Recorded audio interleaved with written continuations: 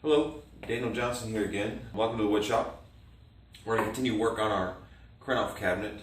What I've done since our last video is I edge glued some boards together of this maple to make our panel 12 inches wide. And I've just milled it flat and square so that we could, next step is to do our dovetails. Now I had talked in a previous video that we're going to do the dovetails on the table saw. There's plenty of links out there. We're just gonna practice it. We're gonna give it a shot. So we're gonna see how well this works. I've had a little bit of experience with it. I built my own jig. You can find plans for those jigs online. I think Fine Woodworking has one. And so what I've done here is I begin to lay out my dovetails, and I've taken a marking gauge here, and I've just scored a line all the way around on my tailboard. Now we've got two tailboards. These are both the size of the cabinet. And what we only have to do here, we only have to mark out, with this process, we only have to mark out half of one board, which makes dovetails, quick and painless here. I don't have to go the whole way of the board because at this point I'm going to use symmetrical dovetails. And so that means we're going to be running it through the table saw and make this cut. We're going to flip the board around and we're going to make the cut for the other half pin, and then successively through the other dovetails. So I think that's going to work out well, and that's why I chose to go symmetrical. If we were going to go asymmetrical dovetails and do different spacings, then it would require a little more work. We would have to just kind of do some custom spacing. It would just take a little more time. The same process, just a little more time. But that's okay. I wanted to look at the symmetrical dovetails, so that's the way we're going to go with it today. And so what I've done to mark these out, like I said, is run this marking gauge around, and that's set my baseline, and that marking gauge is set to the thickness of my pin board that's going to come through the side here, and we're going to do the through dovetails. So once we get that baseline established, this isn't the most critical thing in the world because the angle is really going to be set by the jig that we've made. These lines are just more for just guidance. It doesn't, if I take a little bit off the line through the table saw, it doesn't matter because we're going to adjust the pin board as we make that. So all I've done is I've come across the top, and I knew I wanted my pins to be 3/16 wide. That's about the smallest I can go with a thin kerf blade, I believe. You might be able to go a little smaller, but I wanted a little more room for error just in case. If you go too small, the blade ends up notching the corners and you don't get a good tight fit. So I've just taken a ruler and I've kind of marked off where I wanted my dovetails. Now, this might be a little hard to see. I'm gonna change camera angle so you can kind of see where I have. Okay, you can see where my marks are.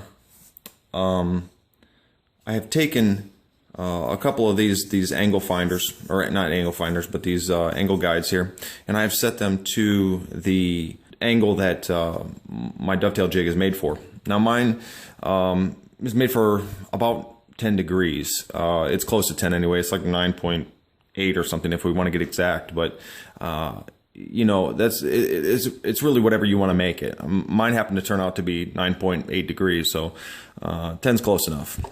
And what I've done here is my marks that were on top of the board here that I made out with my ruler there where I separated for my pins, I've just taken this then and connected those lines to my baseline across here like so. And then I have two of these gauges. So I set one to this angle, and now this one is also set to this angle. So I've gone through and then marked all these angles. Now, like I said, I've just gone halfway through this board.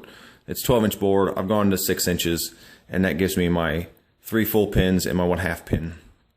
And then I've also marked on the back side. I've marked those same marks, these here, and I've just continued them through the back side. And that will help us when we flip it around the jig to determine where those marks are and things. So, all right, I'm going to set us up over at the table saw, and we're going to cut some dovetails. All right, so now we're set up over here at the table saw, and I have my jig in place. Like I said, you can get more information than that online.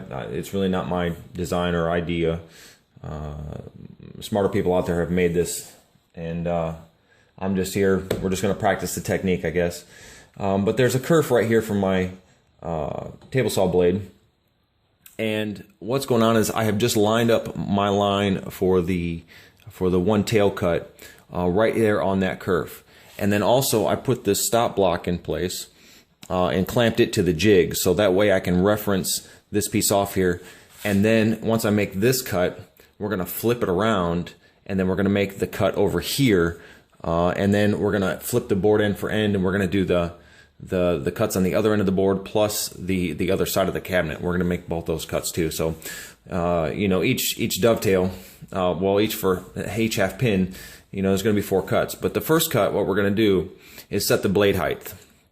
And we're going to cut this a few times until we get it right almost to that baseline, because we're going to have to do some chisel work when it's all said and done. So, you know, we're just creating this line here for this half pin. And then what we're going to do is we're going to move this down to the next line, reset our stop block, and then make the same cuts again, including both side pieces, and then so on and so forth. And then we're going to flip the board around.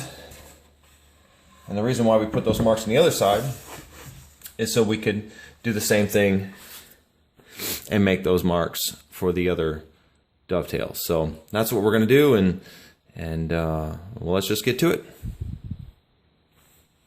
All right, real quick, I'm going to show you where I screwed up on this jig. When we go to flip the board around, I'm going to have to come all the way over to here. And that means there's a gap right down here at the bottom. And that's because it's hitting, you can't see this off camera, but it's hitting my tabletop over on the other side because the panel's too wide. So what I'm going to have to do is add another 1/8 inch shim here so that we, you know, eliminate that gap over here. I think actually I'm going to add 2 1/8 inch shims so we get a 1/4 inch just for a little extra play. And I'm just going to hot glue those in place. That way later on I can replace those if my saw kerf gets messed up. So we're just going to hot glue them in place, and I'm going to add, there's one on there already, I'm going to add 2 more just to make sure that we don't make any mistakes. Alright, so here we are. I've got my sacrificial pieces and put in place with a little bit of hot glue, and that raises this panel up off the jig enough to where it'll clear my table saw on the far side over here.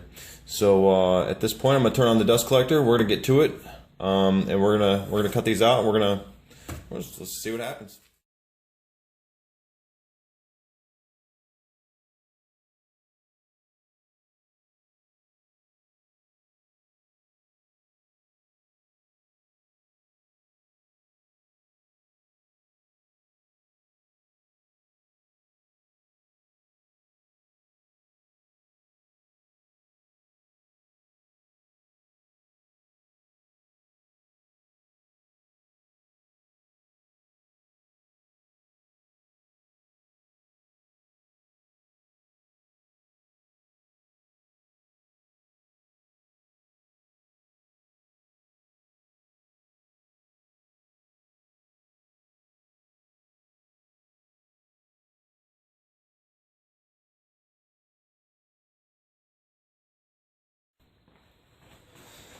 And then that's it. As far as cutting most of the tails out there. Now there is still some chisel work in this, which I don't mind, because although I'm not completely proficient at all hand tool usage, I do enjoy that part of it. I think that's what really gets you next to the piece. I think the Wood Whisperer guy, Mark Spagnolo, he calls it hybrid woodworking. Which is kind of cool, because I guess I put myself in that classification. What we need to do now is now that we've established these lines here for our dovetails, we need to just chisel out this waist. And that's why we put that base line all the way across there. So something that we can get our chisel actually to fold into this line, and you can feel it. And we can set our chisel up there, and we can chisel about halfway down, and we can flip the board over and then chisel the other half gone, and then that's what gives us that perfectly defined baseline all the way across there. And then we'll take care of the ends with a handsaw. And so that's all we're going to do, and I'm going to show this process. So let's get to it.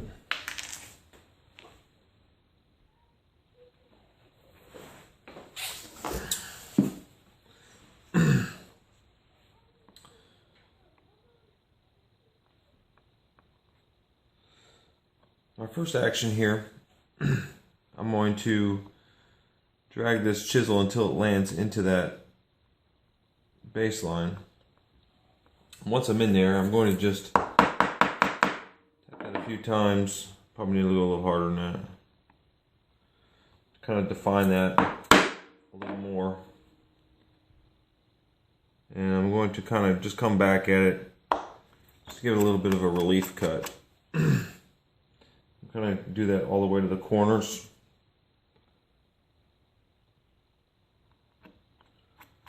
That way when I chisel down, I don't smash the chisel back this way into the wood.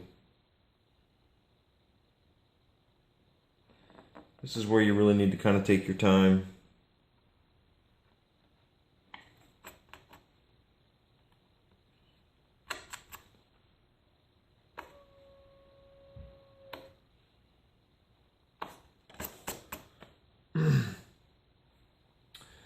I'm going to chop, I'm going to come back off that line a little bit. I'm going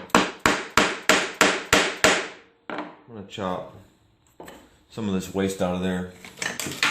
Depending on the size of your pins here, you may need to get yourself like an 1/8 inch chisel, which is what this is. So you can get back in here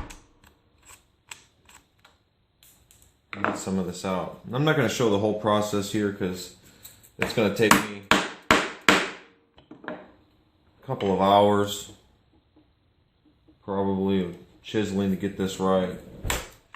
So I'm going to show you this one pin here, and then we're going to do an end, and then after that I'll finish this up, and then I'll restart the camera after when we start to do the pins.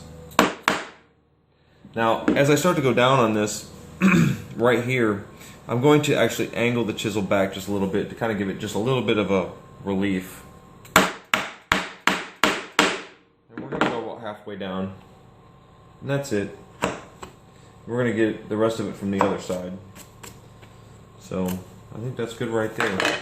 Try to clean some of this out.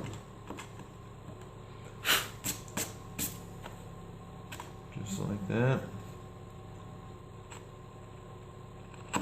It helps to have really sharp chisels.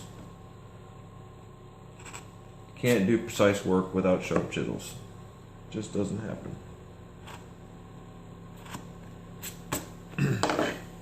Remove this clamp.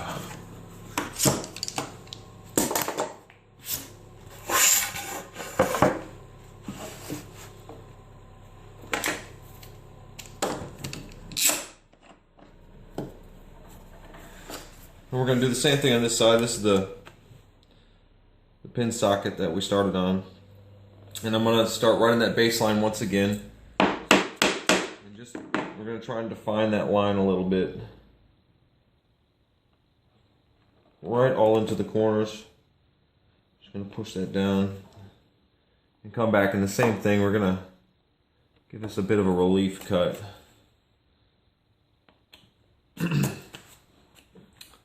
Just like that. Let me make sure we're getting right on there. Okay. And then once we did that, I'm going to come back off that line, maybe 1/8 of an inch or so. To knock that waste out of there. I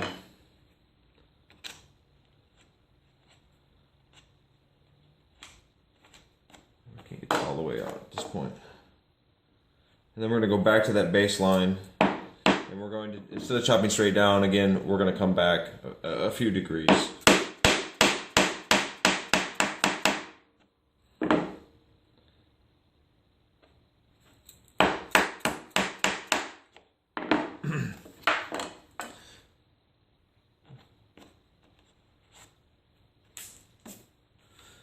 Once we get most of that waste out of there, we go back in here, and really it's in the corners is where these joints fit, and you want to make sure that you get that corner cleaned out very well.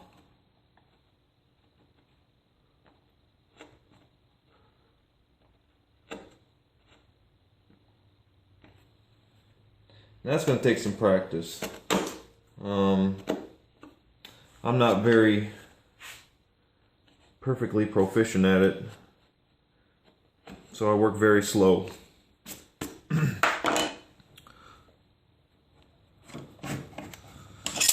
So take as much time as you need. You know, I've seen a lot of those videos where people cut dovetails in 3 minutes or something, or 6 minutes or whatever it is now, and I don't know. I guess it's great if you can do that, but I can't, so I prefer to just do it right, and however long it takes me, it takes me. Comes to these shoulder cuts right here, you can see that we have that baseline, and we're going to do the same thing. We're going to get a little bit of a wider chisel. I've got a 1-inch chisel here, and I'm going to set that right in that marking gauge score that we started with, and we're going to go straight down. Make sure I get that in there right. We're going to go straight down. Just we're going to define that just a little deeper. And then we're going to do the same thing. We're going to give this thing a relief cut. We're just going to come back on it at about a 45-degree angle or so, just to kind of give ourselves somewhere for our saw kerf to ride in. And then I have right here a Japanese style pull saw. I prefer pull saws. And I'm going to use my thumb here to kind of guide the cut, and I'm just going to set my blade right down in that relief cut that I just made, and we're going to make sure that this is in our vise straight, because that helps, and we're just going to saw straight down to our mark.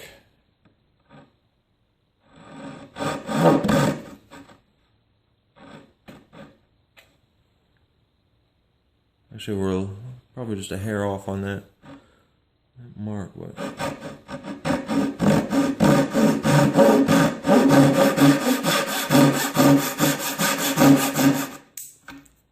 I left a little bit there because I want to just come back in here. I'd rather it be precise, and I'd rather just take a little more time with it. And I think what I'm going to have to do is just chisel this down just a little bit. That's okay. We're going to just keep working at this until we get it flat and right on that shoulder line.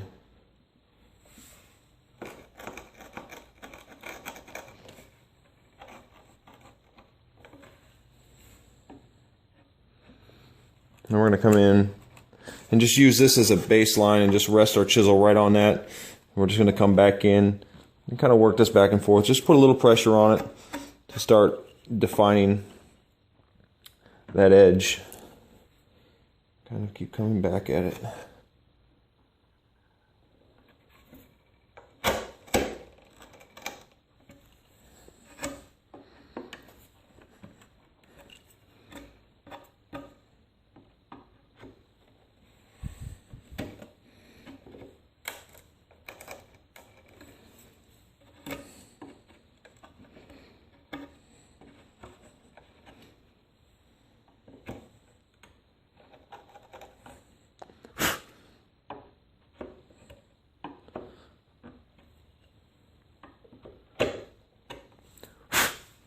There it is.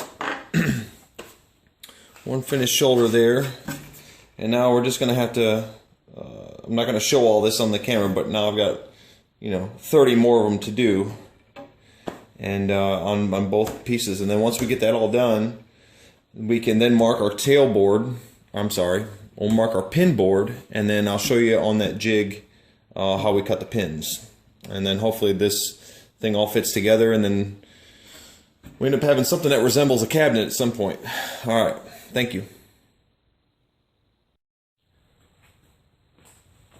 All right, now that we got our pin sockets cleaned out, what I want to do is line these boards up.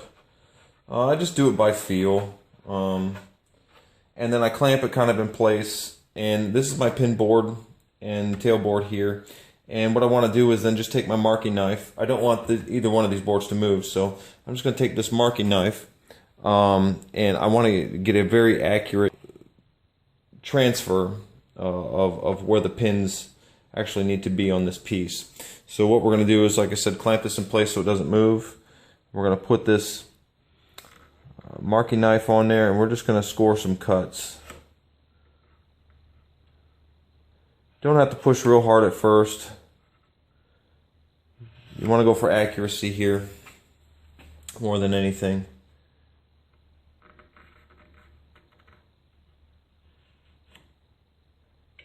Give each one a couple of swipes.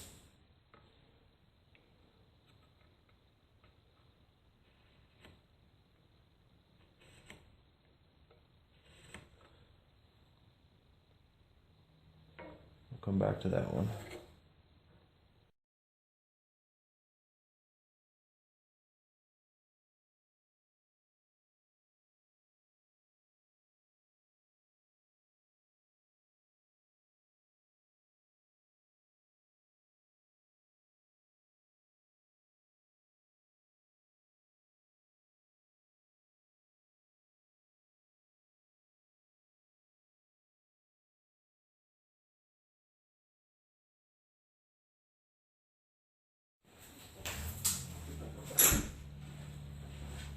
Alright, now that we have our pin board marked out, all I've done is taken that same jig that we used earlier and I flipped it around. As you can see, this is the side we were using earlier. And we just flip it around. And now instead of the piece being angled like this, now it's angled like this. And that's going to cut our pins. Now first and foremost here, what we want to do is definitely want to lower this blade so we don't end up making a big mistake. And what we need to do, I think, is to clearly define what we're cutting out, because sometimes it can get confusing and we're cutting everything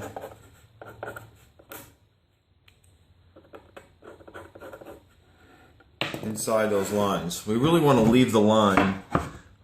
We want to make this probably a tight fit. We're probably going to have to just do some sneaking up on it. And at this point, at this angle of the jig, we're going to cut everything on the waist side of the lines on this side. And then we're going to switch the jig over to the other miter slot, and then we'll get the other sides. So we're just going to get into it. I'm going to turn the dust collector on, and we're just going to start cutting away. And what we're going to do is I'm going to run this through here and get the blade height, and then we'll sneak up and get close to the line, and we'll just continue on.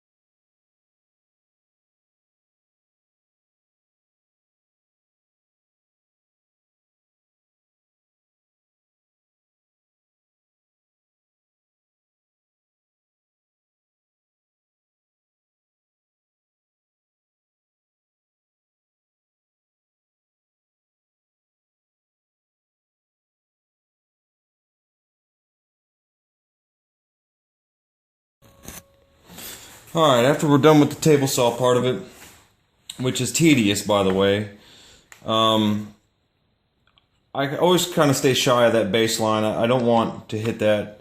So I've got quite a bit of waste here to chisel out. What's going to happen next is I'm going to do this just like I did the tails, and we're going to take a wider chisel now. This is 1 inch. And I'm going to set it right in that marking gauge line. I'm going to get it right to the corner, and I'm just going to give this a couple of taps straight down to kind of define that line a little bit more. Don't want to go crazy with it. I'm not trying to clean anything out at this moment. I just want to make sure that that line is good. A couple of taps is good there. And I'm only gonna film this one socket here. I'll go and then clean it out, and then I'll put the camera back on for when we assemble everything together. But the same thing, we're gonna come back in here, and I'm just gonna try to widen that just a little bit.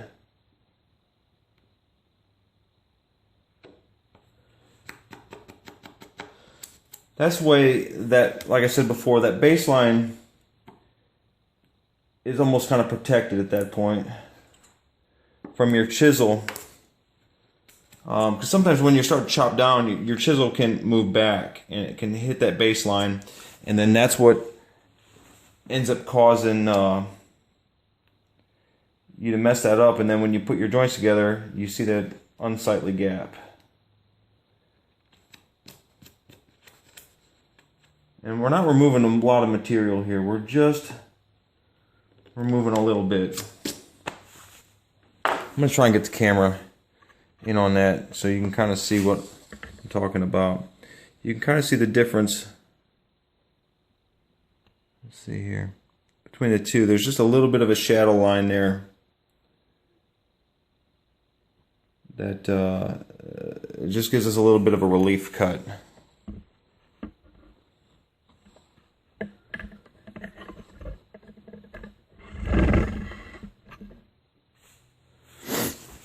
And I'm going to treat it just like I did the other one. I'm going to use this 1 inch wide chisel, and instead of going straight down, I'm going to angle it back a couple degrees.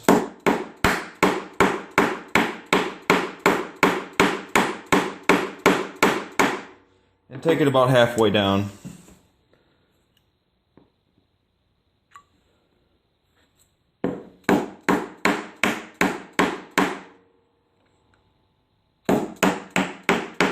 Now remember too, we can't go straight down because these pins are angled, and the fat part of the pin is actually down towards on the table. So we've got to be mindful when we're chiseling down that we kind of have to follow that contour so we don't cut into the pins.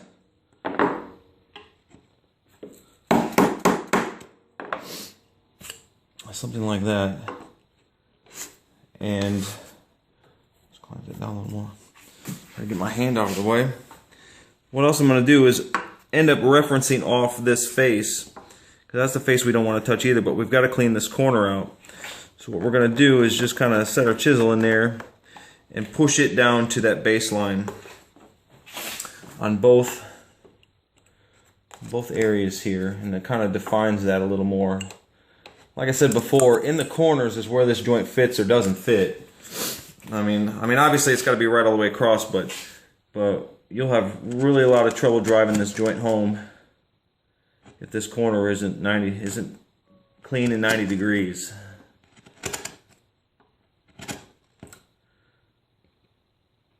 But like I said before, if you just take your time with it, don't try to get in a hurry. There's lots of guys out there that can do this way better than most of us YouTubers, but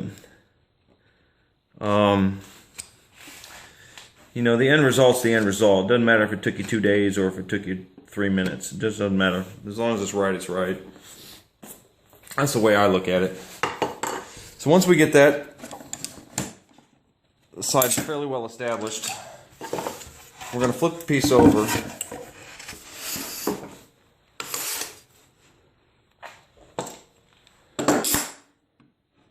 Sorry for all the camera bouncing.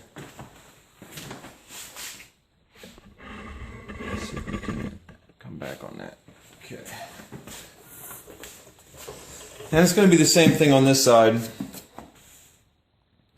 We're going to set in that marking gauge kerf. I'm just going to give it a couple of taps just to define it. Straight down. And we're going to come back and just take a little bit of that material off. Like I said, that protects our edge for the tight joint.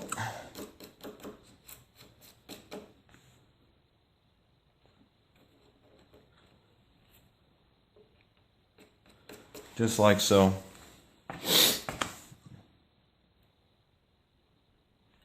And once we have that, like I said, that's about vertical. We're going to come forward a few degrees. And cut down.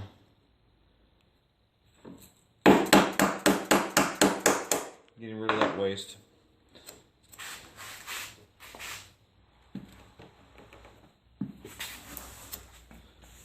I'm going to try to really get into this corner. Sometimes it's easier. That's why they sell chisels in sets.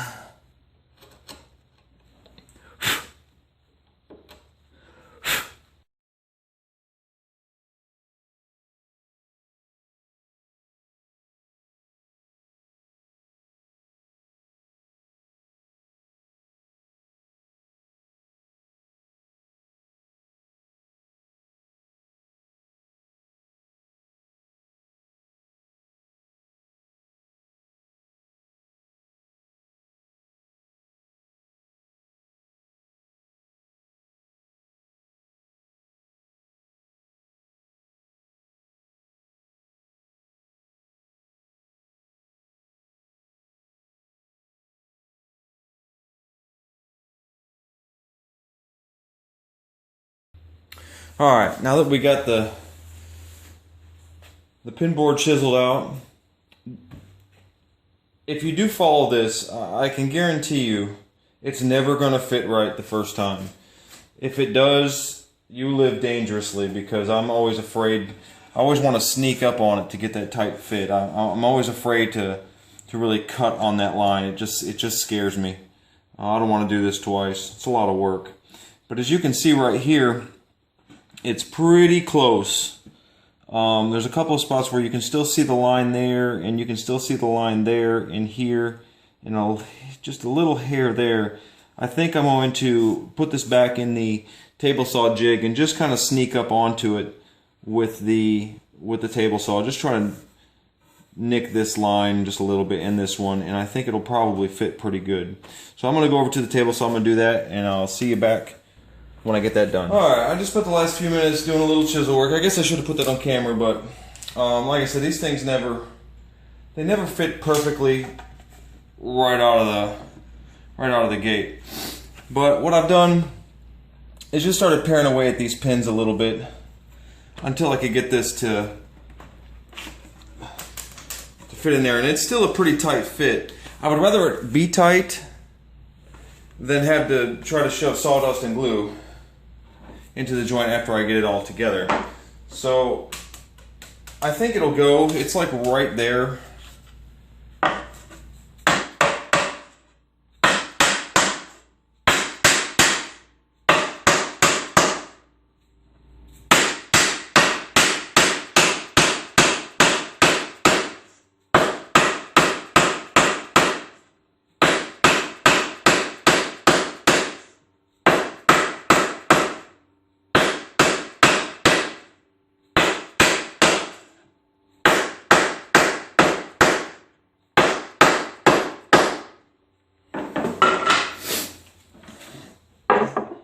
So there it is. There's the other side of the joint. I'm going to call this a success. I don't really see any major gaps or anything like that. It fits really, really tight. I'm probably going to have to go back and actually pare these pins down a little bit, give it a little more relief in there, so when I put some glue in there, you know, it usually makes the wood swell just a little bit. And I think if I don't, I probably won't get that joint together. But I'm going to call this a success. I'm going to go ahead and continue on with the other three corners and get this cabinet together. my next video, I'm not sure exactly what we'll do yet. We may work on the doors and kind of decide what we're gonna put in. I'm not really sure yet. We're just gonna go with it. We're gonna fly by the seat of our pants. I appreciate you watching. I hope you got a little something out of this. If you want anything clarified, just leave me a comment and subscribe to my YouTube channel and check out my website ocdesign.co. And I appreciate you watching. Thank you very much. Bye.